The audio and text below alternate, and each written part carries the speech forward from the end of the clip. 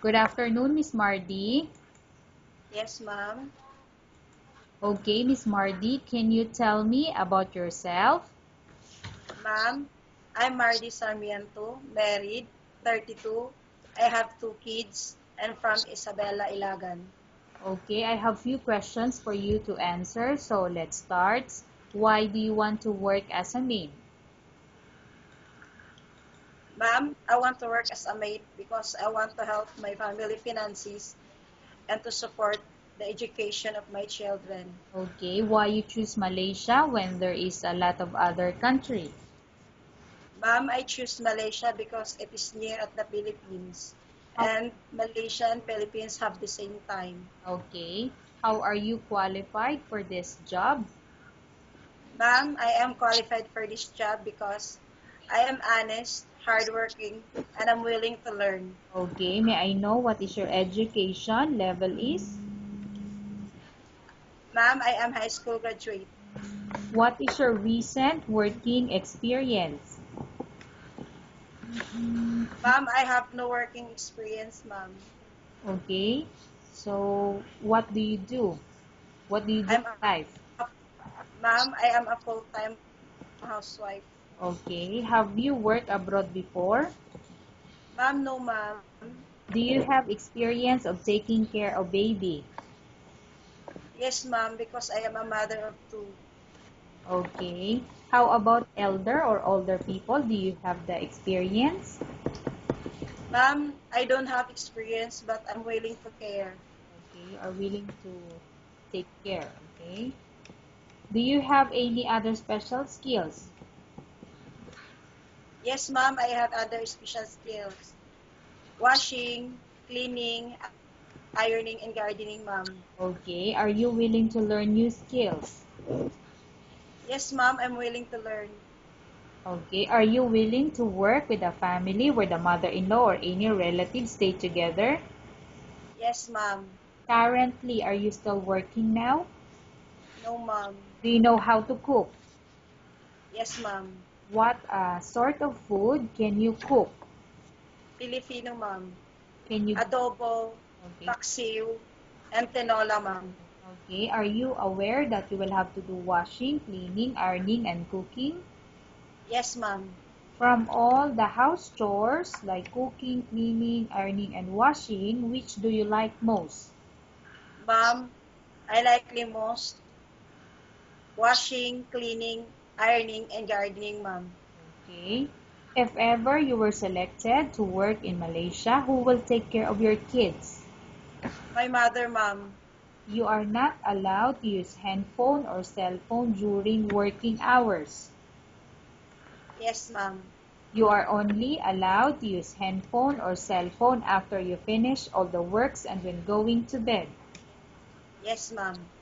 You are strictly needed to surrender the handphone to your employer in the morning, and your employer will return back to you once you're going to bed. Yes, ma'am. If ever your employer finds out that you're abusing of using your handphone and it's affected your work performance, your employer will confiscate your handphone and you're not allowed to hold it anymore. Instead, your employer Yes, ma'am. will allow you to call to your family 3 times in a month. You only allowed to bring normal phone and you're not allowed to bring smartphone. Are you agreed for the terms and condition? Yes, ma'am. Are you agreed to the rules and regulation for the handphone? Yes, ma'am. How many years is the contract as you agreed and understand? Ma'am, 2 years, ma'am.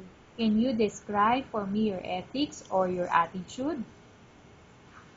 Ma'am, I am honest, hardworking, and I'm willing to learn. Okay. How can you assure to us that you will work hard in Malaysia? Ma'am, I will assure that I will work hard in Malaysia because I want to help my family finances and I'm really dedicated to my job. Okay. Can you promise not to use the telephone without the permission of your employer? Can you promise? Yes, ma'am. Okay. Can you promise not to put on makeup but to dress properly while work? Yes, ma'am. Can you promise not to invite friends and relatives without the consent of your employer? Yes, ma'am. Can you promise not to ask for advance salary from your employer under any circumstances? Yes, ma'am. Do you really understand the rules and regulation of the agency? Yes, ma'am. Do you pay any placement fee for you to come to Malaysia to work as a maid? No, ma'am. Do you have any history of sickness, example, breast cancer or any other illness? No, ma'am. Okay. Do you suffer from any skin diseases, allergy, or physical defect? No, ma'am. Have you suffered from any serious illness? No, ma'am. Do you smoke? No, ma'am. Do you have any tattoo in your body? No, ma'am. Do you take any prohibited drugs before? No, ma'am. Have you undergone any operation or surgery? No, ma'am. Are you medically fit or are you fit to work? Yes, ma'am. Are you in any medication? No, ma'am. Okay. Are you allergic with any food? No, ma'am. Are you prepared to work for the employer of any race? Yes, ma'am. Are you prepared to eat the type of food taken or given by your employer? Yes, ma'am. Are you afraid of being left alone in the house? No, ma'am. Are you afraid of dogs or other pets? No, ma'am. Can you promise to work according to instructions from your employer? Yes, ma'am. Do you have any immediate family working in Malaysia? No, ma'am. Okay, Miss Mardi, we have finished our question section. Let's go to case study. I have a case study for you and I want you to answer me truthfully. Upon arrival in Malaysia within 6 months, if ever any of your family members pass away, what will you do? Will you continue to work till finish your contract or you will go back? I will continue to work and finish my contract, ma'am. Okay. Tell us about yourself and why do you want to work in Malaysia as domestic helper? Ma'am, I want to work in Malaysia as a domestic helper, ma'am, because I want to help my family finances and to support the education of my children.